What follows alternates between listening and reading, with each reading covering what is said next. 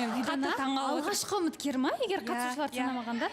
Алғашқы үміткер, қобалжып тұрсыз ба? Өте қатты қобалжып тұрмын. Енді шақырамыз. Шүкір деп қуанып жатырмын балауса ханым. Айдана үміткер келген кеше мәз болып жатырмын. Жақсы, барлықтарыңыз да қуанып тұрған сияқтысыздар, кәдімгідей сезіліп тұр. Сіз енді қуанып тұрған шығарсыз, бірақ көзілдірік таққан бір-екі жан бар еді. Сол кісілер қуанбай отырған сияқты. Олар настроение түсіп жатыр. Бір нәрсе деп жатыр ма? Иә? Үміткер келіп жатыр.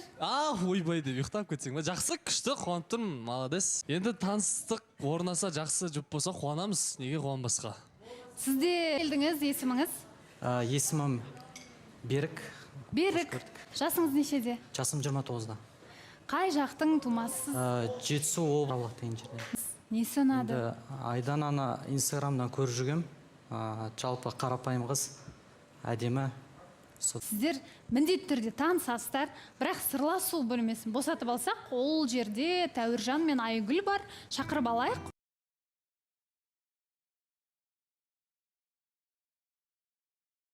Қалайсыздар, таныстық жалғаса ма?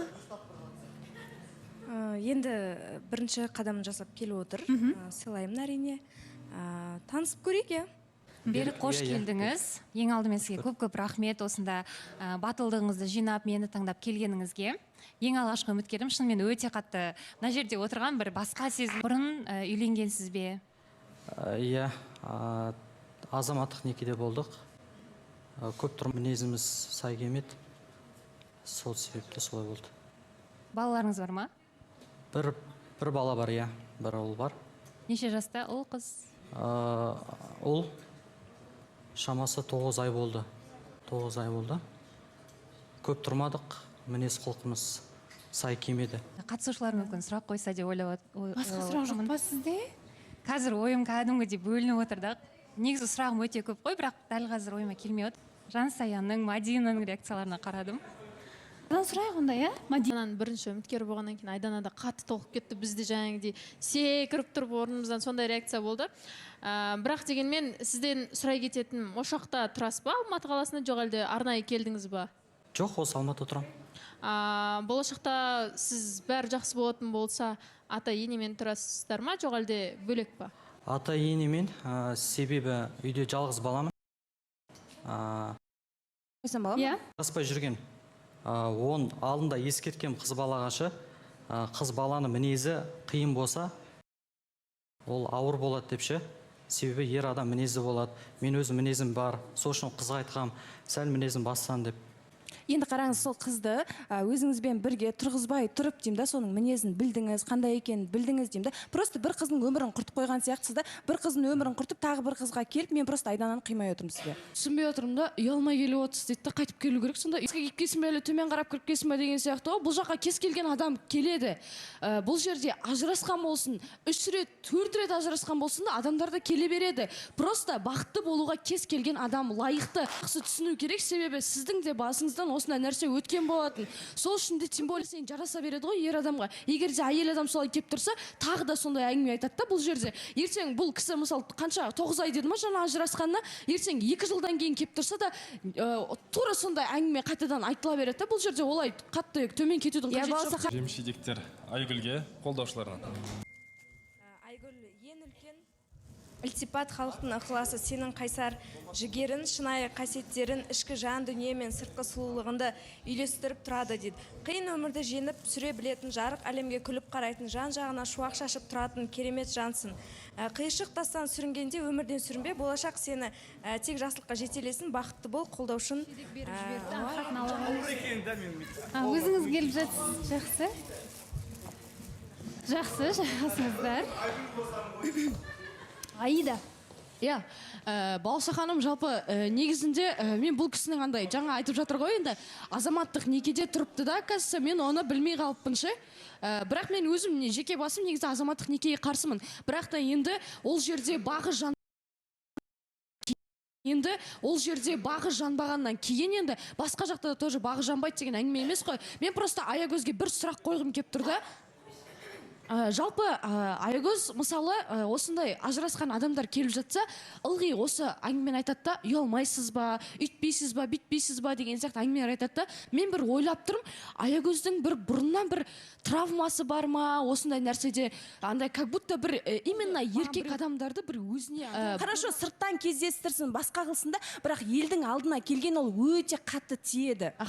Қараңыз Айгөз, мынандай ғой ситуация просто. Біз бір жақты ғана тыңдап тұрдық та, біз ол жақты тыңдаған жоқпыз. Жалпы бұл кісілер бір отбасында тұрған кезде қандай ситуация болған біз білмейміз. Екі деген сияқты әңгіме ғой. Бұл кісі ол бұрынғы экс жұбайын өзін қинап, болды сен менімен бір некеде тұрасың, тұрмасаң болмайды деген сияқты. Онда айтқан жоқ. Ол кісі өзінің келісімімен, бұл кісі өзінің келісімімен бір ортақ үйде тұрып отбасы болған адамдар. Ал балаға келетін болсақ, енді мен баланың тақырыбына қатты кете алмаймын. Себебі екі жақтан да ол шыққан кішкентай ұрпақ деп айтсақ болады ғой енді жалпы. Просто бүткіл ситуацияға тек қана еркек адам ажырасты ма, значит, бәріне еркек адам кінәлі деген сөз емес. Иногда болады әйел адамдардың өздерінің ақылына байланысты кетіп қалатын ситуациялар. Не себепті азаматтық неке, неге заңды болмады деп сұрап?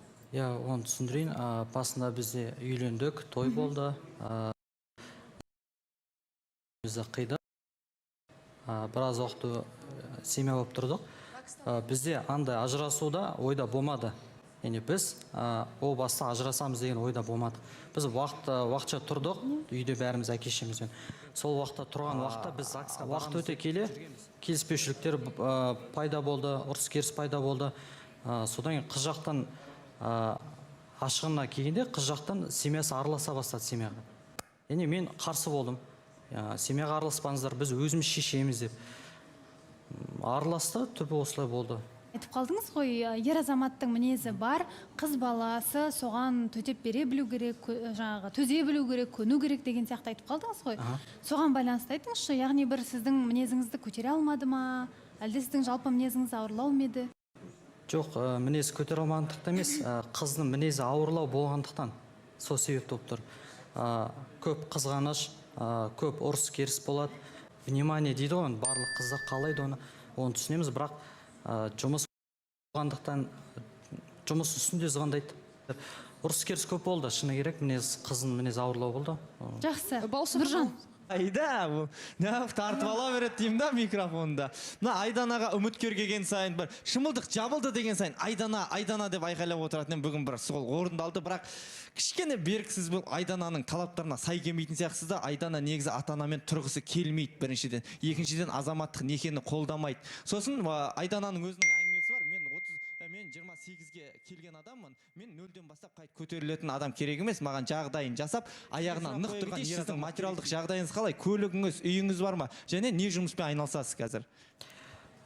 Негізі өзім общепитпен айналсам. Сонымен айналсам негізі. Бірақ дұрыс орын болмағандықтан ол орында жауап жаптым да, басқа орын іздеп жүрмін. Негізі сол, мен общепитпен. Әсеріңіз? Жақсы.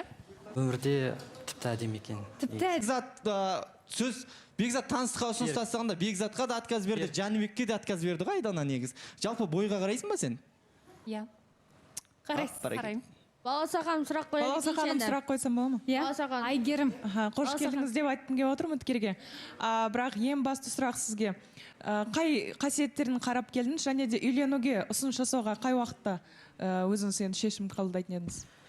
Шешім қабылдаған мен үміткермін ғой тек. Енді қай кезде дайын боласыз, мысалы, үйленуге ұсыныс жасауға? Қаншалықты ойланып, бәрі жақсы болып жатса? Енді алғашқыда егер Айдана қарсы болмаса, сөйлесіп көрсек, кейін егер Айдана ұнап жатсам, бәлкім ұзақ нетпей созбайтын едім. Және де айта кететін жайт, бағана сіз айтып жатсыз, гражданский брак дедіңіз, азаматтық, одан кейін айттыңыз, той болды дедіңіз, той болды ма, немесе гражданский брак болды ма, неке қиылды ғой, Неке қиылды, той болды. Внимание қалайды. Қызған шақта болады кейбір кездерде. Сол енді мысалы Айдана сондай мінездерін көрсетіп жатса, сіз көтеруге дайынсыз ба? Именно қандай мінез? Енді қыз баласы ерке болады ғой. Сол себепті ертең сізге еркелеуі мүмкін, қызғанып қалуы мүмкін бір-екі жерлерде. Сол кезде сіз Айданамен тоқтатып болды дейсіз ба? Жоқ, оған дайынбыз. Айданаға сұрақ қоя кетейікші, негізі сіз ажырасқан ер азаматты өзіңіздің болашақ жарыңыз ретінде көре аласыз ба? Негізі менің талаптарымда болған Балауса ханым, ажыраспаған, желательно деймін ғой. Енді адамда таңдау болса, менде егер таңдау болса, тырысатын едім. Үйленбеген, бұрын сонда бойдақ, сондай. Айдана, сонда сіз адам таңдайсыз ба? Мысалы, фарада отқан кезде оған ешқандай дандай ответ берген жоқ қой? Мысалы, сұрақ қойылды мына жерде, егер сол саған таныстыққа сұрақ не істейтін болса, ұсыныс жасайтын болса, сен қабылдайсың ба дегендей нәрсе болды. Сол кезде Айдана тарапынан үн-түнсіз ғана былай күліп қана жаба салды да, сонда менің ойымша адам таңдайтын секілді. Жауап бере кетейінші. Осы жоба Оны жауап бересіз міндетті түрде кейінірек. Бірақ